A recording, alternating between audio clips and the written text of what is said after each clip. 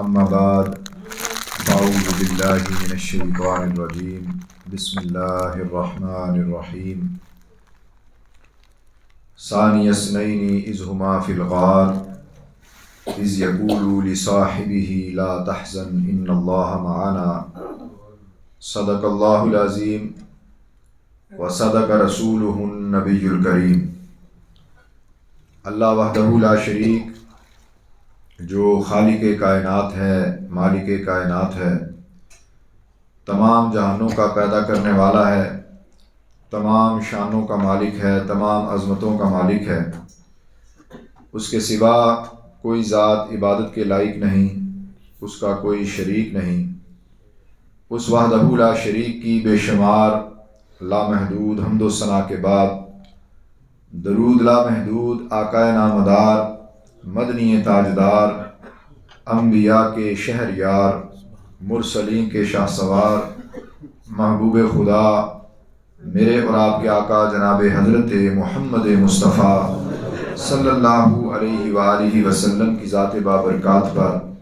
سب احباب مل کر بلند آواز سے درود السلام کا نذرانہ پیش کر لیں۔ الصلاۃ والسلام علیکہ یا سیدی یا رسول اللہ وعلی آلک واصحابک یا حبیب اللہ۔ الصلاۃ والسلام علیکہ یا سیدی یا رسول اللہ وعلی آلک واصحابک یا رحمۃ للعالمین۔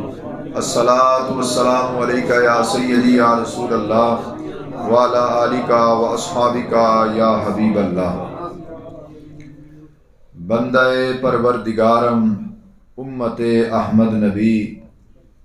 دوست دار چار یارم تابع اولاد علی مذہب حنفی دارم ملت حضرت خلیل خاک پائے غوث اعظم زیر سایہ ہر ولی۔ غلام نقش بندہ شو اگر دنیا ودی خواہی، غلام نقش بندہ شو اگر دنیا ودی خواہی، سگے درگاہ مجدد شو اگر حق الیقین خواہی۔ صدیق عکس حسن و جمال محمد است، فاروق ذل جاہ و جلال محمد است، عثمان ضیاء شمع کمال محمد است، حیدر بہار باغ خصال محمد است۔ اسلام ما اطاعت خلفائے راشدین، ایمان ما محبت آل محمد است۔ اللہ وحدہ لا شریک کی رحمت اور توفیق سے ہم سب ذکر پاک کی محفل میں حاضر ہیں، جس کا عنوان ذکر مبارک افضل البشر بعد از انبیاء بالتحقیق۔ حضور کی امت میں اور دیگر انبیاء کرام کی امتوں میں افضل ترین ہستی نبیوں کے بعد، رسولوں کے بعد یار غار،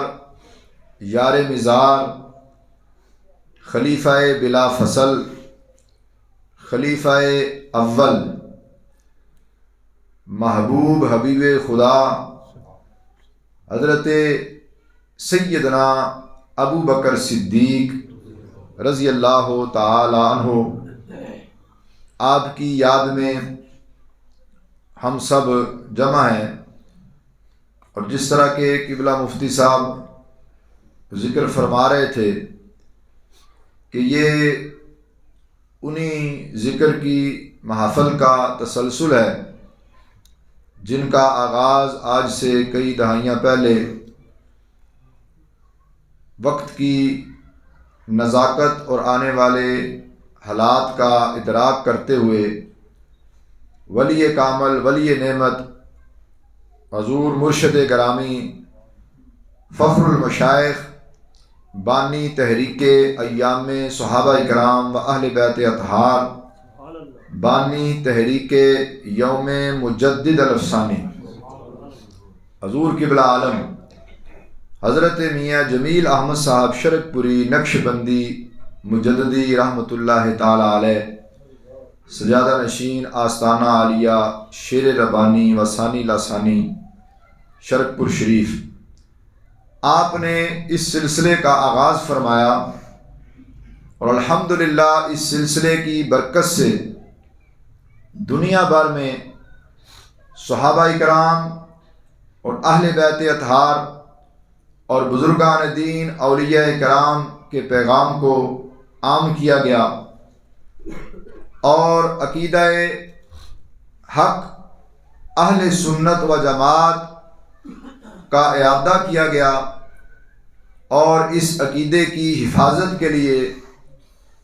خدمت سر انجام دی گئی۔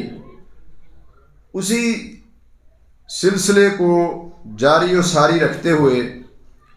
آج فیصل آباد کے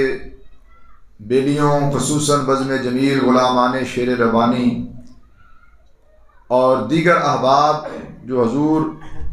میاں صاحب رحمۃ اللہ علیہ سے محبت کرتے ہیں،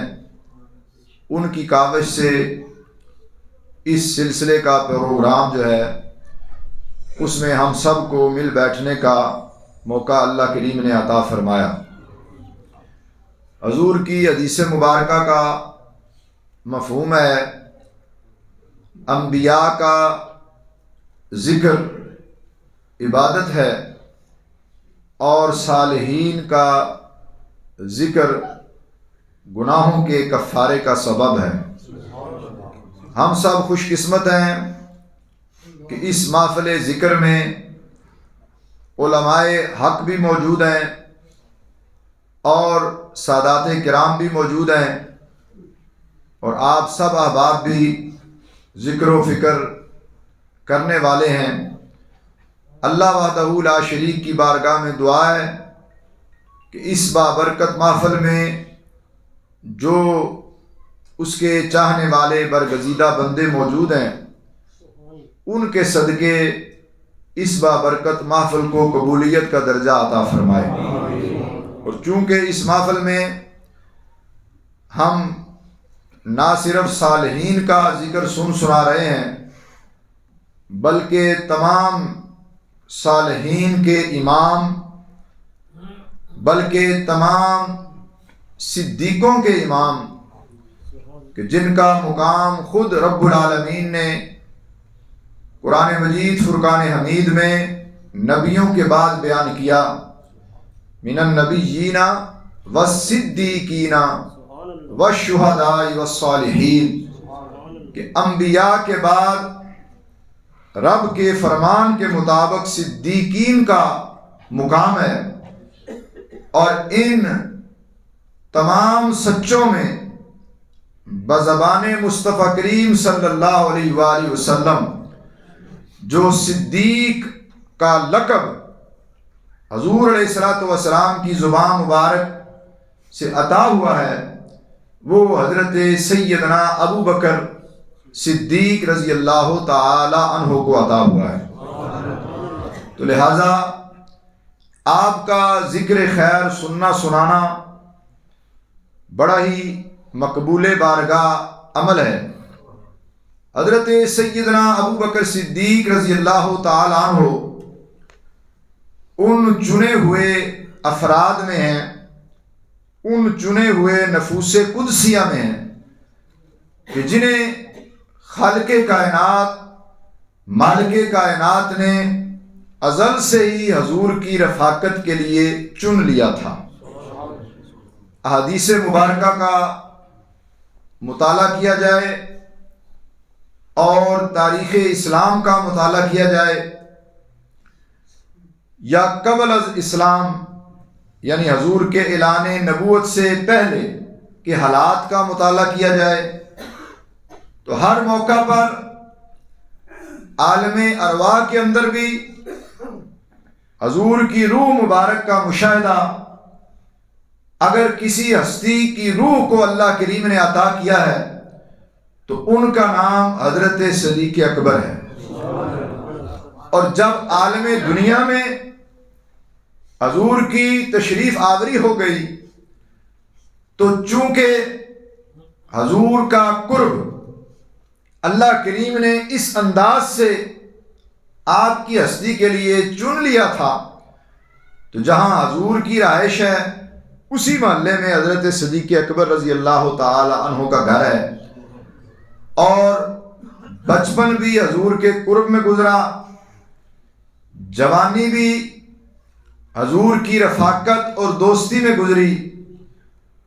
حتیٰ کہ جب حضور علیہ الصلوۃ والسلام نے اعلان نبوت فرما دیا تو سب سے پہلے جوان مردوں میں حضور پر ایمان لانے کی سعادت بھی اللہ کریم نے حضرت صدیق اکبر رضی اللہ تعالی عنہ کو عطا فرمائی۔ اب یہ واقعہ آپ علماء سے سنتے رہتے ہیں، وقت بھی مختصر ہے، برکت کے لیے چند باتیں کوئی تقریر کرنا یا بیان کرنا مقصد نہیں، حصول برکت مقصد ہوتا ہے۔ حضرت قبلہ مفتی صاحب کے بیان کے بعد میں نہیں سمجھتا کہ میں کچھ گزارشات عرض کر سکوں، بہرحال چند باتیں برکت کے لیے میں آپ حضرات کے سامنے حضرت صدیق اکبر رضی اللہ تعالی عنہ کے احوال سے پیش کرتا ہوں۔ حضور پر ایمان لائے تو آپ کے پاس دنیاوی مال و زر بہت تھا، آپ نے جو کچھ بھی اللہ کریم نے آپ کو عطا کیا تھا وہ حضور کے قدموں پر نچھاور کر دیا، حضور کے حکم پر خرچ فرماتے رہے، جب بھی اللہ کریم آپ کو عطا کرتا وہ حضور کی خدمت میں پیش فرما دیتے یا حضور کے حکم پر خرچ کر دیتے۔ عشرہ مبشرہ صحابہ کرام میں سے بے شمار صحابہ کرام، کئی صحابہ کرام، آپ کی جو 10 صحابہ ہیں جن کے بارے میں حضور علیہ الصلوۃ والسلام نے یہ واضح ارشاد فرما دیا کہ اللہ کریم نے انہیں جنت عطا فرما دی ہے۔ ویسے تو قرآن و حدیث کے مطابق حضور کے جتنے صحابہ ہیں سب جنتی ہیں، بلکہ ہمارا عقیدہ ہے صحابہ بھی جنتی ہیں، اولیاء بھی جنتی ہیں، اور اولیاء کے ماننے والے بھی جنتی ہیں، کہ اللہ کریم نے جنت بنائی ہی اپنے محبوبوں سے محبت کرنے والوں کے لیے، تو یہ ہمارا عقیدہ ہے۔ تو لہذا حضرت سیدنا ابو بکر صدیق رضی اللہ تعالی عنہ کی رغبت سے حضرت سیدنا عثمان غنی ذو النورین رضی اللہ تعالی عنہ جیسی جلیل القدر ہستی ایمان کی دولت سے فیض یاب ہوتے ہیں۔ پھر حضرت سیدنا بلال، حضرت بلال حبشی رضی اللہ تعالی عنہ آپ کو آپ کے مالک سے آزاد کروانے کا جو اللہ کریم نے نصیب لکھا وہ حضرت صدیق اکبر رضی اللہ تعالی عنہ کے نصیب میں یہ کام لکھا کہ آپ نے آپ کو آزاد کروایا۔ اور حضرت سیدنا بلال رضی اللہ تعالی عنہ کی شان اقدس کے کیا کہنے، حضور کے عاشق ہیں اور حضور کے مؤذن ہیں، حضور کے خادم ہیں، ایمان لانے سے پہلے فقط غلام ہیں، اور آپ کا مالک آپ پہ تشدد کرتا ہے، ظلم کرتا ہے، مگر جب ایمان لانے کے بعد حضرت صدیق اکبر رضی اللہ تعالیٰ عنہ کی کاوش سے آپ آزاد ہو چکے ہیں، تو حضور کی غلامی میں آ جانے کے بعد مکہ کے بڑے بڑے سردار جو ظاہری مال و زر بھی زیادہ رکھتے ہیں، جاہ و جلال بھی رکھتے ہیں، مگر حضور کی غلامی میں آ چکے ہیں، وہ بھی آپ کو سیدنا بلال کہتے ہیں۔ حضرت سیدنا بلال تذکرہ ہوا ایک مرتبہ فضائل کا، تو اس میں صحابہ کرام کے درمیان کچھ بات چیت ہو رہی تھی، تو کسی نے شان بیان کی کہ حضرت سیدنا بلال کی بڑی شان ہے، اللہ کریم نے انہیں بڑا مقام عطا فرمایا ہے، بڑا ہی مرتبہ عطا فرمایا ہے، حضور کی بارگاہ میں ان کا بڑا مقام ہے، حضور کے صحابہ میں ان کا بڑا مقام ہے۔ تو حضرت سیدنا بلال رضی اللہ تعالی عنہ فرماتے ہیں کہ بلال تو حضرت ابو بکر کی ایک نیکی کا نام ہے۔ یہ شان ہے حضرت سیدنا ابو بکر صدیق رضی اللہ تعالی عنہ کی۔ پھر دوسری طرف جب حضور نے ہجرت کا ارادہ فرمایا، مکہ مکرمہ سے نکل کر مدینہ منورہ کی طرف سفر کا ارادہ فرمایا، تو حضرت مولا علی شیر خدا رضی اللہ تعالی عنہ آپ کو اپنا بستر عطا فرمایا، اپنی جگہ آرام فرمانے کی جگہ عطا فرمائی، اور مشرکین مکہ کی یا مکہ والوں کی جو امانتیں تھیں وہ حضور نے آپ کے سپرد فرمائیں۔ آپ کا بھی بڑا اہم مقام ہے، بڑی شان ہے، بڑا مرتبہ ہے۔ اور یہاں یہ بات بھی یاد رہے، ایک ہے فضیلت اور ایک ہے افضلیت۔ فضیلت اللہ کریم نے حضور کے سارے یاروں کو عطا فرمائی ہے، حضور کے تمام صحابہ کرام کو عطا فرمائی ہے، حضور کے تمام اہل بیت اطہار کو عطا فرمائی ہے۔ اس میں اگر کوئی شک کرے تو اس کا ایمان کمزور ہو جائے گا، وہ ایمان سے دور ہو جائے گا۔ حضور کی نسبت والی ہر ہستی کو، چاہے وہ اہل بیت اطہار ہیں، چاہے وہ صحابہ کرام ہیں، اللہ کریم نے انہیں فضیلتیں عطا فرمائی ہیں۔ اور ایک ہے عقیدہ افضلیت۔ یہ افضلیت کا جو عقیدہ ہے، یہ جتنے حضور پاک صلی اللہ علیہ وآلہ وسلم کے وصال با کمال کے بعد خلفائے راشدین ہیں، حضرت سیدنا ابو بکر صدیق رضی اللہ تعالیٰ عنہ، حضرت سیدنا عمر فاروق رضی اللہ تعالیٰ عنہ، حضرت سیدنا عثمان غنی ذو النورین رضی اللہ تعالیٰ عنہ، اور حضرت سیدنا مولا علی شیر خدا رضی اللہ تعالیٰ عنہ۔ جس طرح ان کی خلافت کی ترتیب ہے، اسی طرح ان کی افضلیت کی ترتیب ہے، اور یہ ترتیب بعد والوں نے اپنی مرضی سے یا اپنے ذوق و شوق یا تمنا کے مطابق اخذ نہیں کی، بلکہ فضیلت شیخین کے بارے میں تو بے شمار معلومات موجود ہیں۔ حضرت مولا علی شیر خدا رضی اللہ تعالی عنہ، آپ کے صاحبزادے ہیں حضرت محمد بن حنفیہ۔ محمد بن حنفیہ آپ کو کیوں کہا جاتا ہے؟ کہ آپ کی والدہ محترمہ کی نسبت سے آپ کو پکارا جاتا ہے۔ محمد بن علی بھی ہیں اور محمد بن حنفیہ بھی ہیں۔ مولا علی شیر خدا رضی اللہ تعالیٰ عنہ کے صاحبزادے ہیں۔ آپ سے یہ روایت ہے کہ آپ نے پوچھا اپنے والد گرامی حضرت مولا علی شیر خدا رضی اللہ تعالیٰ عنہ سے کہ حضور کی امت میں حضور کے بعد افضل کون ہے؟ تو آپ نے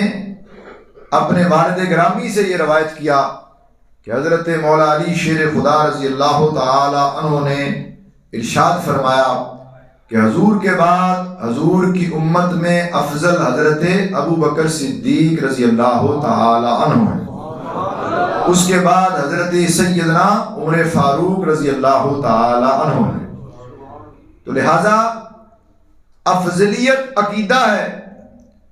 اور فضیلت بھی اللہ کریم نے حضور کے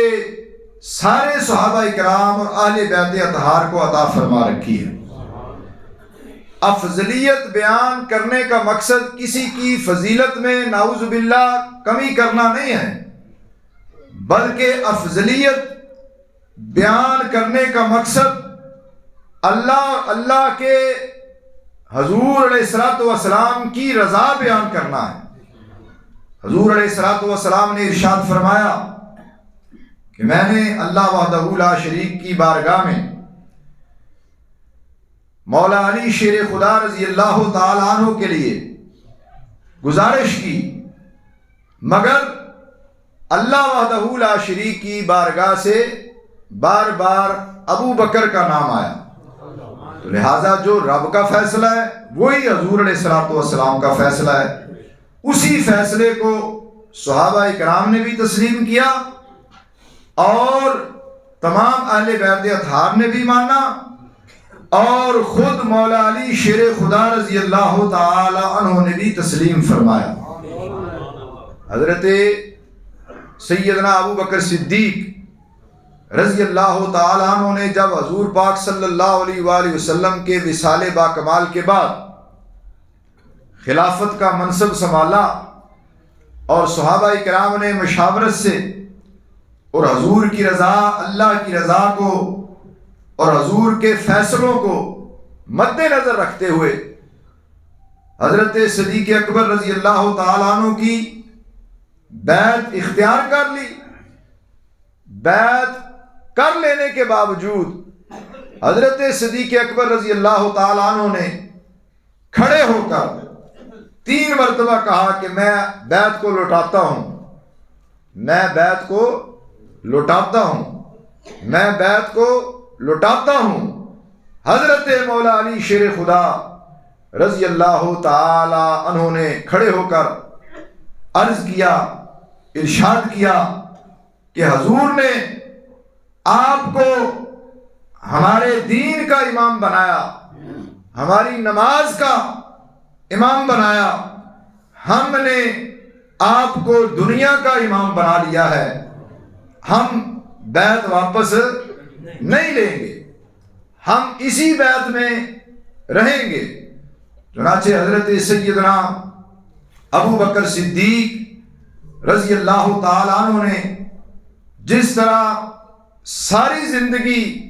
حضور کی غلامی میں، حضور کی محبت میں، حضور کی اطاعت میں شوق تمام اطاعت کاملہ کے ساتھ گزاری، وصال باکمال کے بعد بھی جب امت یکدم بہت بڑے عظیم ترین صدمے میں آ چکی تھی،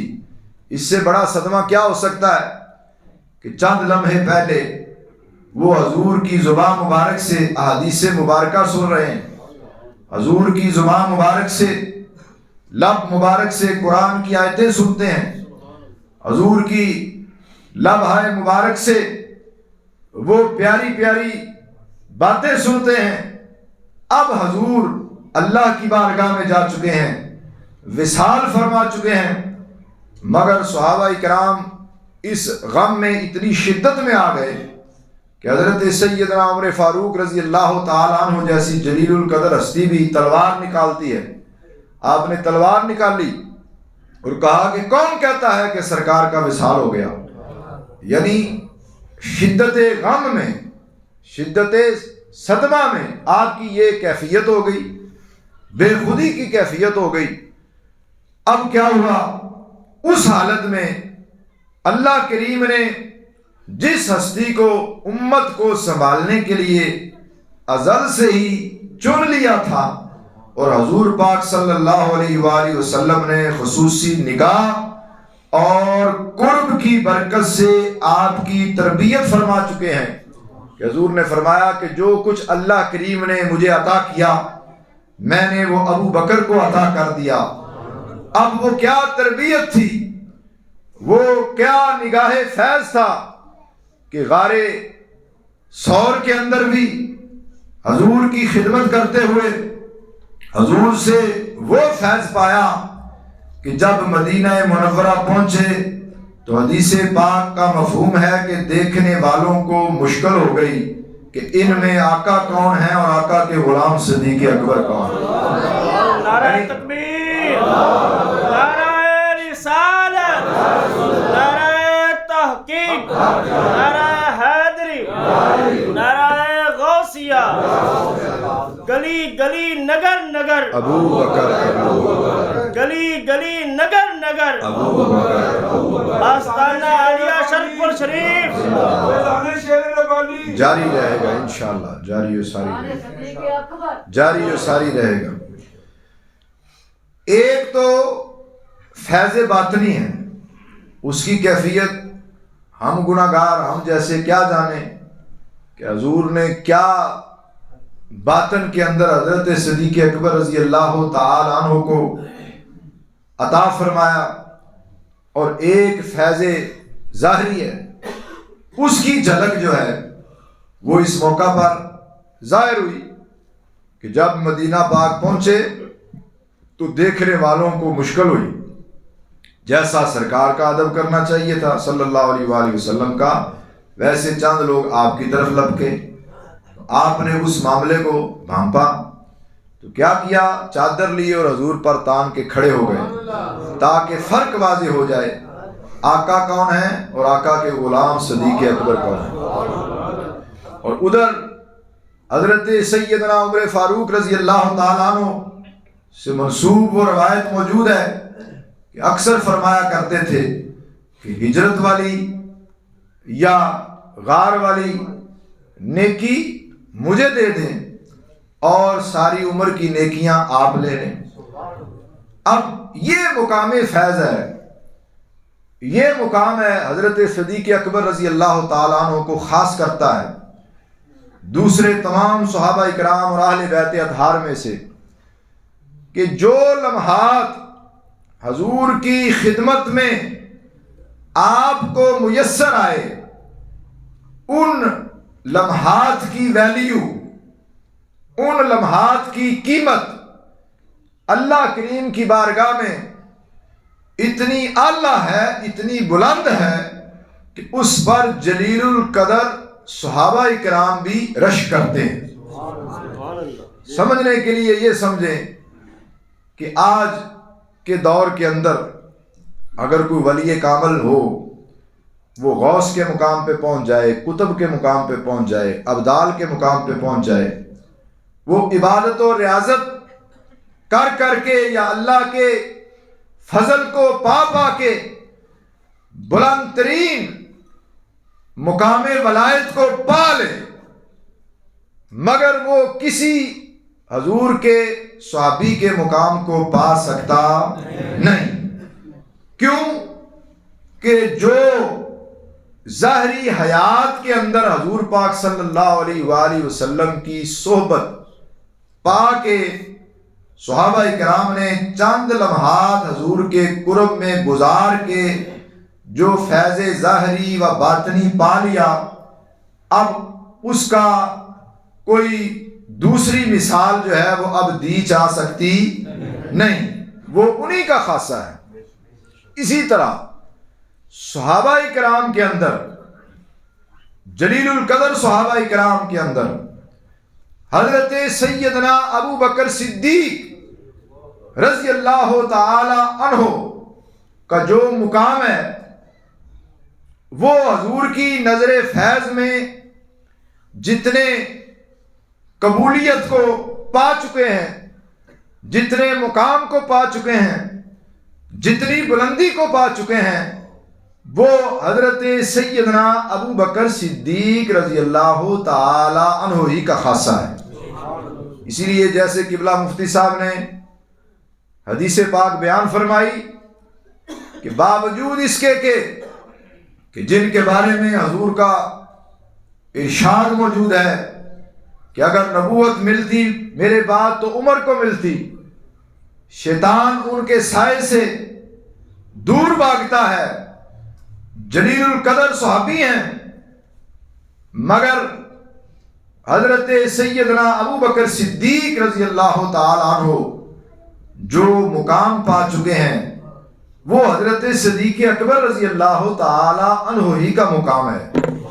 اسی لیے حضور نے فرما دیا کہ امامت کا حق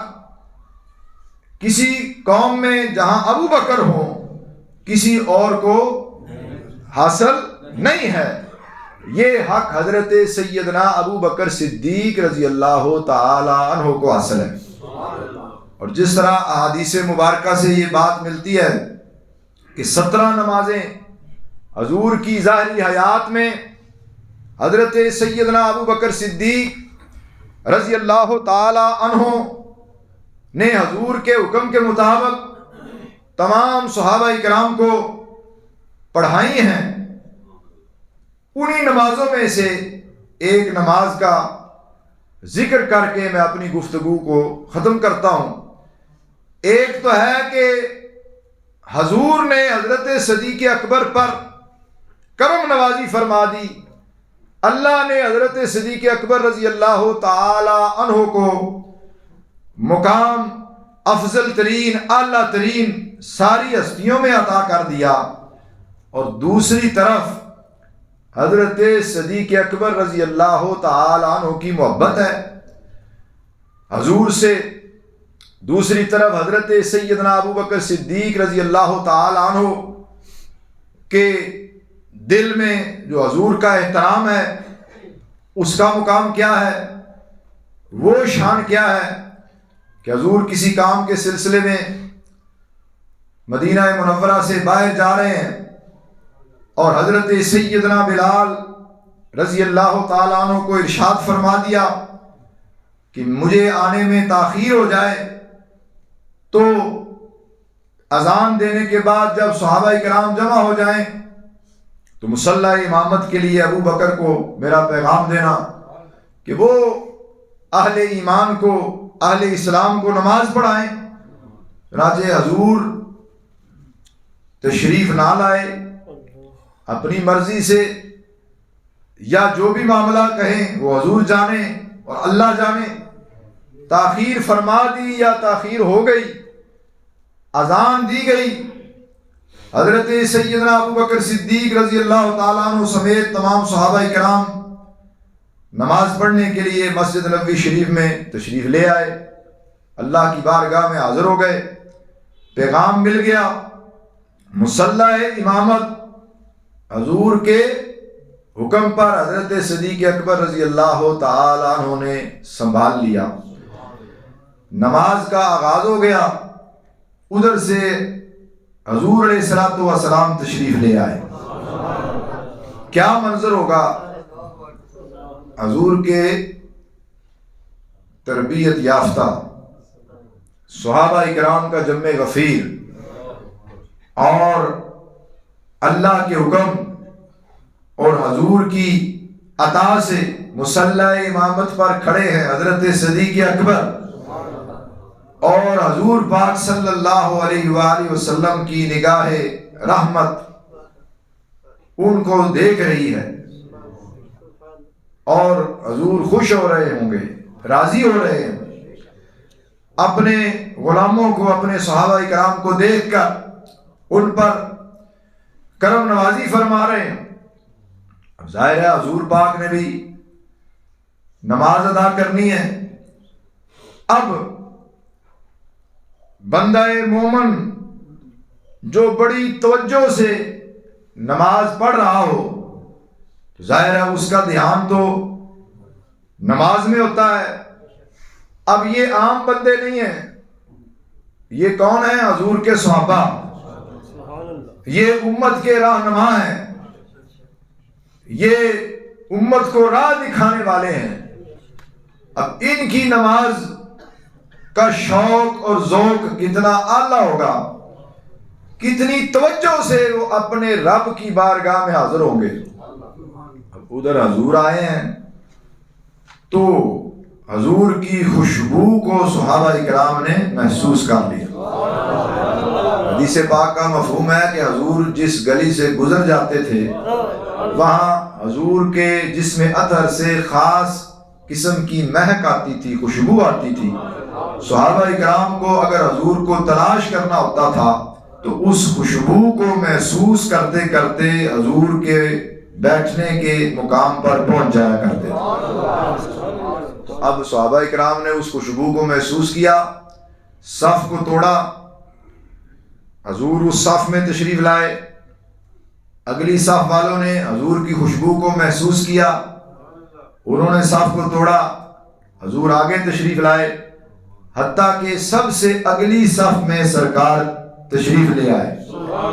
اب اسی خوشبو کو حضرت سیدنا ابو بکر صدیق رضی اللہ تعالی عنہ نے بھی محسوس کر لیا۔ اب وہ اپنے مقام سے پیچھے ہٹنے لگے تو حضور نے فرمایا جاری رکھیں یا ٹھہرے رہیں، نماز ادا کرتے رہیں، مفہوماً عرض کر رہا ہوں، مگر باوجود اس کے یہ مقام بندگی بھی ہے جس کی طرف میں آپ کی توجہ دلانا چاہتا ہوں، اور یہ مقام محبت بھی ہے، مقام اطاعت بھی ہے، اور مقام عشق بھی ہے۔ حضور نے فرمایا کہ جاری رکھیں، اس کے باوجود آپ پیچھے آ گئے۔ حضور نے مصلی امامت سنبھال لیا، جہاں سے حضرت صدیق اکبر رضی اللہ تعالیٰ عنہ نے نماز کو چھوڑا، وہیں سے حضور پاک صلی اللہ علیہ وآلہ وسلم نے نماز کو شروع فرمایا۔ اب اس سارے معاملے میں یہ بھی پتہ چلا کہ میری تمہاری نماز اور ہے اور حضور کے صحابہ کی نماز اور ہے۔ حضور کی نماز تو براء البراء ہے، ان کے ایسا کرنے سے نماز ٹوٹتی نہیں۔ آج کوئی کرے ایسا کسی کے بزرگ کے احترام میں تو نماز باقی نہیں رہے گی۔ تو پتہ کیا چلا، جو کہتے ہیں ہم جیسے، ان کا عقیدہ کدھر گیا؟ وہ تو فنش ہو گیا، ختم ہو گیا۔ ہم جیسے نہیں، ان جیسا کوئی نہیں۔ جو حضور کے غلام ہیں، حضور کے صحابہ ہیں، حضور کے اہل بیت ہیں، ان جیسا کوئی نہیں، حضور جیسا کوئی نہیں۔ تو اب جب نماز مکمل ہو گئی تو حضور نے پوچھا کہ جب میں نے کہا تھا کہ نماز جاری رکھیں تو آپ نے نماز کو جاری کیوں نہ رکھا؟ تو یہ ہے مقام فنائیت بھی، اور عاجزی کا مقام، اور حضور کی محبت کا مقام، اور حضور کے مقام کو پانے کا مقام، کہ جو مقام حضور کا حضرت صدیق اکبر کچھ حد تک سمجھ چکے تھے، وہ آپ ہی کا خاصہ ہے، کیونکہ حضور نے فرمایا کہ میری حقیقت تو اللہ ہی جانتا ہے، مگر ان حقیقتوں میں سے جو نور یا فیض کی کرنیں صدیق اکبر پا چکے تھے، وہ بھی حضرت صدیق اکبر کا ہی خاصہ ہے، کہ جتنا جانے اس جاننے میں سے جو محبت اور اطاعت اور عشق حضرت صدیق اکبر کو حاصل ہو چکا تھا، اس عشق نے گوارا نہیں کیا۔ تو عرض کیا کہ آپ کے ہوتے ہوئے یہ کیسے ہو سکتا ہے کہ ابو قحافہ کا بیٹا مصلی امامت پہ کھڑا ہو اور امام الانبیاء پیچھے کھڑے ہوں؟ یہ ہے حضرت صدیق اکبر رضی اللہ تعالی عنہ کی محبت کا نقطہ۔ اسی لیے بزرگوں نے فرمایا قیامت تک کے لیے حضرت صدیق اکبر رضی اللہ تعالی عنہ جیسا مرید کوئی نہیں ہوگا، اور نبی علیہ الصلوۃ والسلام جیسا پیر کوئی نہیں ہوگا۔ پروانے کو چراغ، بلبل کو پھول، بس صدیق کے لیے ہے خدا کا رسول بس۔ حضور نے پوچھا ابو بکر تجھے کیا پسند ہے؟ عرض کی یا رسول اللہ صلی اللہ علیہ وآلہ وسلم، رب مجھے مال عطا کرے اور آپ حکم کریں، میں اس مال کو آپ کے حکم پر اللہ کی راہ میں خرچ کروں، مجھے یہ پسند ہے۔ عرض کی بیٹی میری ہو آپ کے نکاح میں ہو، مجھے یہ پسند ہے۔ عرض کی آنکھیں میری ہوں، چہرہ آپ کا ہو، میں آپ کی زیارت کروں، مجھے یہ پسند ہے۔ یہ تینوں خواہشات اللہ کریم نے حضور کے یار غار کی پوری فرمائی. عالم ارواح میں بھی حضور کی رفاقت، عالم دنیا میں بھی حضور کی رفاقت، جنگ میں بھی حضور کے ساتھی، امن میں بھی حضور کے ساتھی، اور حضور کے وصال با کمال کے بعد روزہ اطہر میں بھی حضور کے ساتھ ہیں، حضور کی غلامی میں ہیں. اور حدیث پاک جیسے کہ قبلہ مفتی صاحب نے بیان فرما دی ہے، پھر میں عرض کر دیتا ہوں، آپ کے سامنے بیان کرتا ہوں کہ حضور نے فرمایا کہ روز محشر جب اٹھوں گا تو دائیں ہاتھ میں حضرت صدیق اکبر کا ہاتھ ہوگا، بائیں ہاتھ میں حضرت سیدنا عمر فاروق رضی اللہ تعالی عنہ کا ہاتھ ہوگا. اور حضور کی امت میں سب سے پہلے جنت میں جو شخصیت جائے گی ان کا نام بھی حضرت صدیق اکبر ہے. جنت کے مختلف دروازے ہیں، کسی سے روزہ دار جا رہے ہیں، کسی سے حاجی جا رہے ہیں، کسی سے نمازی جا رہے ہیں، کسی سے زکوٰۃ دینے والے جا رہے ہیں، مگر ہر دروازہ حضرت ابو بکر صدیق رضی اللہ تعالی عنہ کا منتظر ہوگا. یہ حضرت سیدنا ابو بکر صدیق رضی اللہ تعالی عنہ کی شان ہے. خالق کائنات، مالک کائنات حضور پاک صلی اللہ علیہ وآلہ وسلم کے تمام صحابہ کرام اور اہل بیت اطہار کا ہم سب کو احترام کرنے کی اور ان سے فیوز و برکات حاصل کرنے کی توفیق عطا فرمائے. حضور کی آل اور حضور کے صحابہ کی سچی محبت نصیب فرمائے. اور جس طرح خلفائے راشدین کی خلافت کی ترتیب ہے، علماء حق اہل سنت اور اولیاء حق اہل سنت کے ارشادات عالیہ کے مطابق، اسی طرح خلفائے راشدین کی افضلیت کو تسلیم کرتے ہوئے زندگی کے لمحات گزارنے کی توفیق عطا فرمائے. اللہ وحدہ لا شریک کی رحمت ہم سب کے شامل حال ہو. میں تمام غلامان شیر ربانی کا مشکور ہوں کہ انہوں نے اس خوبصورت محفل ذکر کو سجایا. اللہ کریم سب کو جزائے خیر عطا فرمائے. وما علینا الا البلاغ المبین.